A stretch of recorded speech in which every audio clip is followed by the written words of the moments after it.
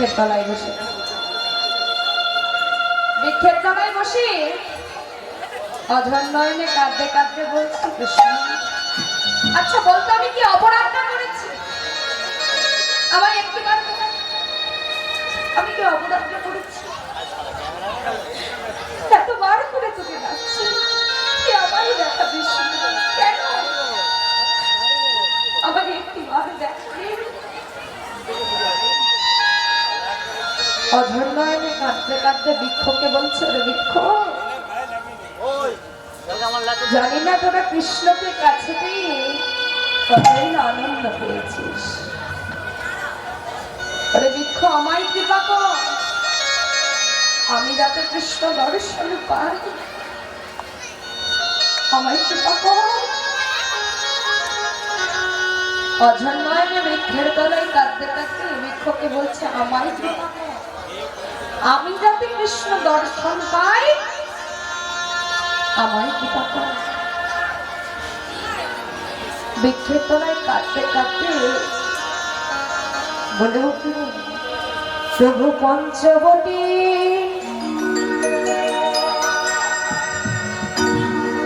পাতায় পাতায়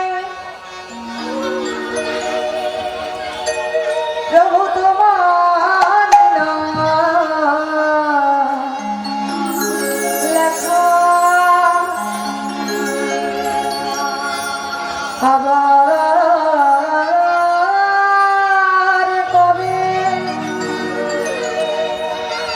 আসবে প্রভু, কবে দেবে দেখা?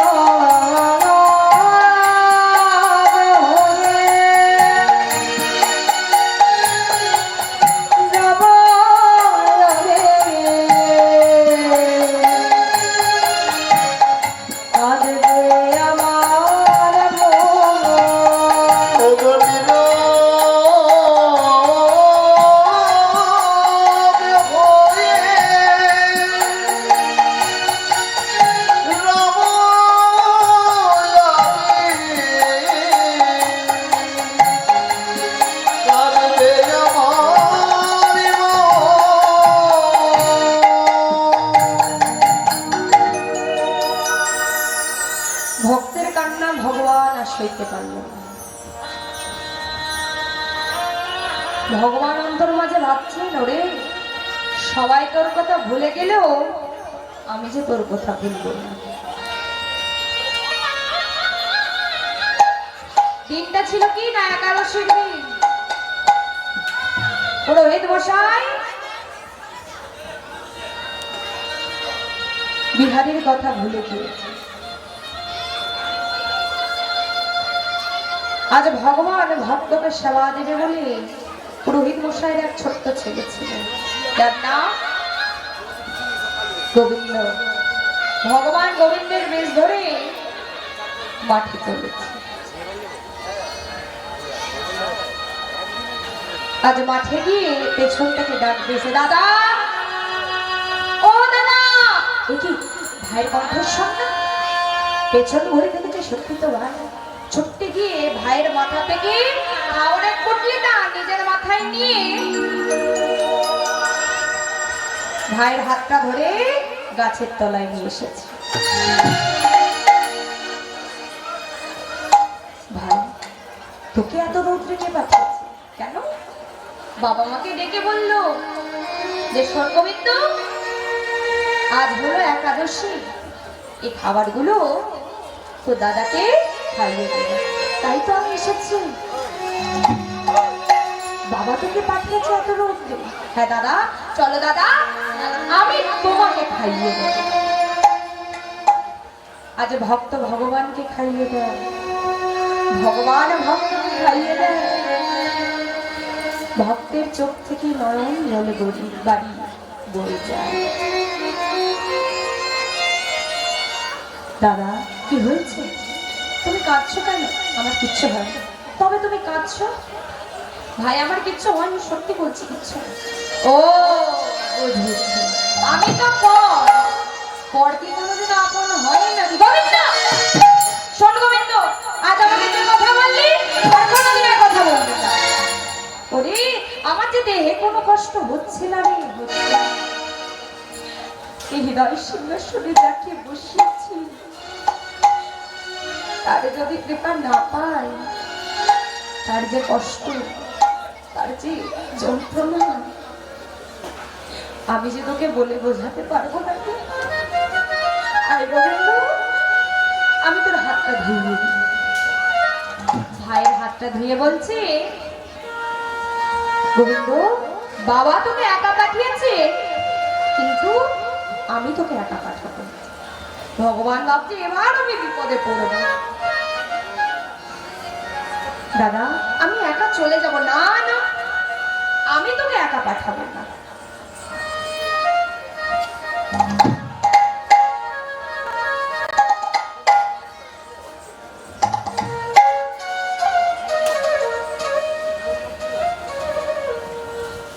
আজ ভগবান ভাবছে এবার আমি ধরা পড়ব। কি করলেন? পথব্রজে ব্রজগোপীগণ সৃষ্টি করলেন। দাদা ওই দেখো, ওই দেখো আমাদের গ্রামের কত মানুষ যাচ্ছে। দাদা আমি ওনাদের সাথে চলে যাব, তুমি চিন্তা করো না। চলে যাবে? হ্যাঁ গো দাদা আমি চলে যাব। ভগবান কিছু দূর যাওয়ার পর অন্তর্ধান হয়ে গেল, আর ব্রজগোপীগণ বিলীন হয়ে গেল। আজ বাড়ি ফিরে এসে বলছে, বাবা তুমি কেমন বাবা বলো তো? ওইটুকু একটা ছেলেকে ওই রৌদ্রের মধ্যে তুমি মাঠে পাঠিয়ে দিয়েছো, তুমি কেমন বাবা? রোহিত মশাই অবাক, বিহারি কি বলছি? বিহারি আমি যে তোর কথা ভুলে গিয়েছিলাম, তুই কি বলছিস? আমি তো কাউকে পাঠাইনি। বাবা তুমি গোবিন্দকে ডেকে জিজ্ঞেস করো, ওই তো বললো তুমি নাকি ওকে মাঠে পাঠিয়েছো। পুরোহিত মশাই তার সন্তানকে ডেকে বলছে, গোবিন্দ তুই তো দাদার জন্য মাঠে খাবার নিয়ে গিয়েছিলিস? তুই না তো।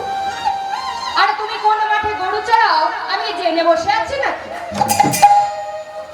পুরোহিত মশাই আর দেরি করলেন না, ছুটতে ছুটতে গেলে মন্দিরে। মন্দিরে গিয়ে দেখলেন দরজাটা খুলে ভগবানের চরণে কাঁটার আঁচল লেগে আছে। ভগবানের উড়োতে ঘাস ফুল লেগে আছে।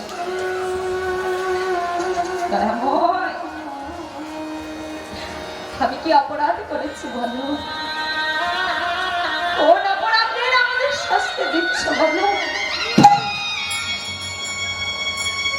আমায় বলে দাও, আমি কি অপরাধ করেছি আমায় বলে দাও। আজ কাঁদতে কাঁদতে মন্দির থেকে বাইরে বেরিয়ে এসে বিহারীকে জড়িয়ে ধরেছে। বিহারী, আমায় ক্ষমা করে দে, আমি যে তোর কথা ভুলে গিয়েছিলাম, আমায় ক্ষমা করে দে। আজ কাঁদতে কাঁদতে বলে উঠল, বিহারী, কাল থেকে তোকে আর মাঠে যেতে হবে না। আজ থেকে তুই আমার মন্দিরে, আমার গোবিন্দের মন্দিরে প্রহরী হবি। কেন আমার গোবিন্দের মন্দিরে আমার গোবিন্দের অঙ্গে অনেক অলংকার রয়েছে, তাই আজ থেকে আমার গোবিন্দের মন্দিরে তুই প্রহরী হবি। সন্ধ্যেবেলায় মন্দিরের দরজাটা ঘেরে বসেছে। বসে বসে কৃষ্ণ নাম গাইছে, কৃষ্ণ কৃষ্ণ কৃষ্ণ হে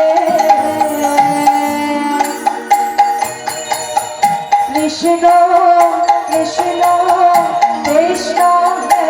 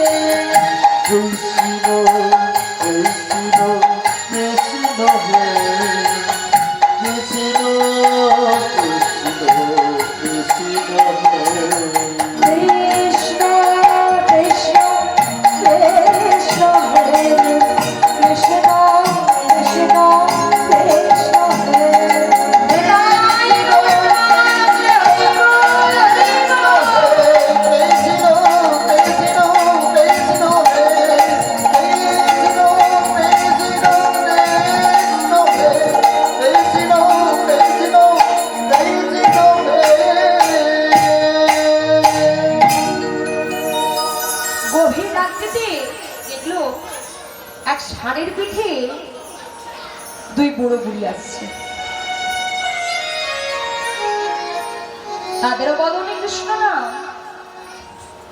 যেই না মন্দিরে প্রবেশ করবে, বিহারী আমার বলে উঠলো, কারা তোমরা?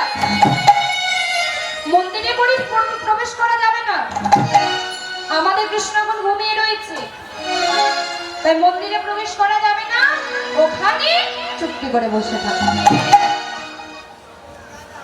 আরো কিছুক্ষণ পর কিছু রমণীগণ তারা এসে বলে উঠল, শোনো প্রহরী, আমাদের কৃষ্ণ ডেকেছে, আমাদের দ্বার ছেড়ে দাও। তোমাদের কৃষ্ণ ডেকেছে? ছি ছি ছি ছি ছি, কৃষ্ণ তুই এতটা খারাপ আমি জানতাম না রে।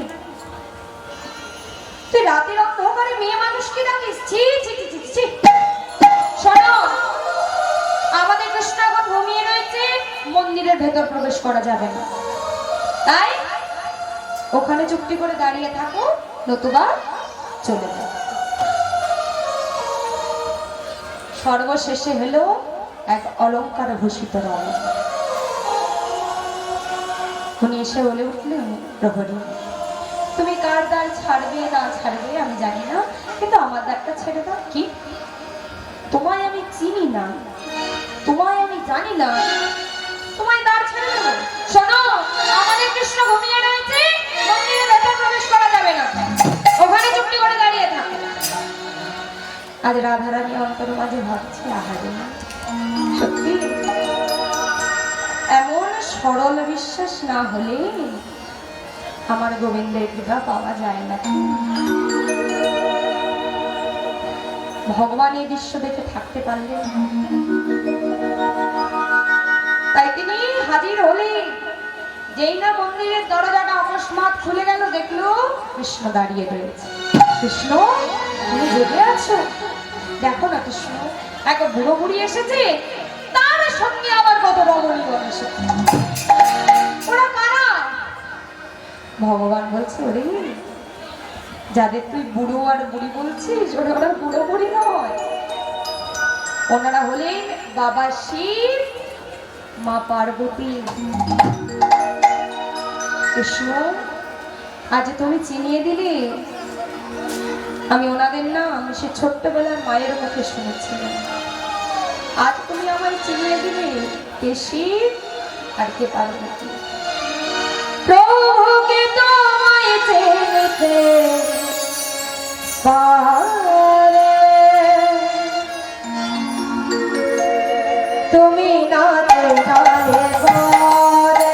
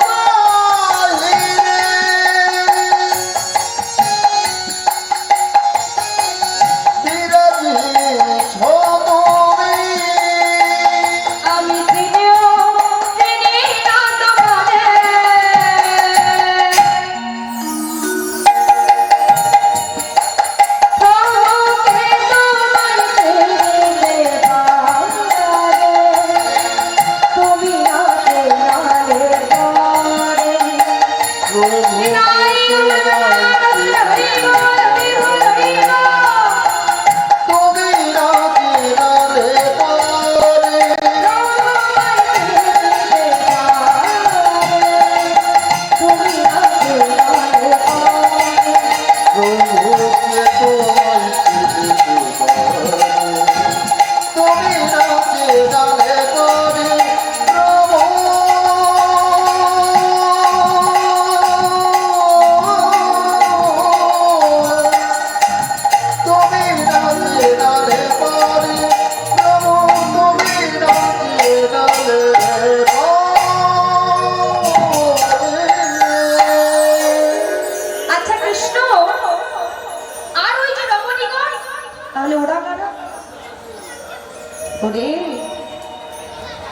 আর ওনাদের পাশে যিনি অলংকার ভূষিত উনি কে? শোন বিহারী, যাকে তুই অলংকার ভূষিত বলছিস উনি হলেন রাধারানী, যার চরণ পাওয়ার জন্য কত সাধু মুনি ঋষিগণ নয়ন জল পরিশ্রম করে গড়াগড়ি দেয়। উনি হলেন সেই রাধা। আর ওনার হলো ওই যে আশেপাশে রয়েছে, ওনারা হলেন অষ্ট সখী। ওনারা আমি প্রত্যেক গভীর রাত্রিতে রাধারানীকে সঙ্গে লয়ে অষ্ট সখী পরিবৃত্তা হয়ে নৃত্য করি। সেই নৃত্য দর্শন করে বাবা শিব আর মা পার্বতী। এতক্ষণ পর ভক্ত বুঝতে পারলো যে এতদিন ধরে যাকে খুঁজছিল, যাকে পাওয়ার জন্য এত ডাক দিচ্ছিল, এই হলো সেই কৃষ্ণ। বলে উঠল, কৃষ্ণ তুই আমায় নিত্য দর্শন করাবি না? অসম্ভব। এই নিত্য দেখার কারো অধিকার নেই, কারণে তবে রে তুই আমায় দর্শন করাবি না তো ঠিক আছে, এই নে আমি দরজা বন্ধ করে দিলাম, আমিও কাউকে দেখতে দেবো না। যেই বলেছে আমি কাকে দেখতে দেবো না, ওরে বিহারি আমি কথা দিলাম আমি তোকে নিত্য দর্শন করাবো। বিহারি বলছে, ওরে যার গর্ভে জন্ম নিলাম, যার কৃপায় আমি বৃন্দাবন এলাম, আর যার বাড়িতে আমি এতদিন ছিলাম, ওরে তাদের কৃপা করবি না? তাদেরকেও কৃপা করতে হবে। হ্যাঁ তথাস্তু। আজ আমার গোবিন্দ রাধারানীকে সঙ্গে লয়ে অষ্ট সখী পরিবৃত্ত হয়ে নৃত্য করছে। ও কালাচাঁদ, ও কালাচাঁদ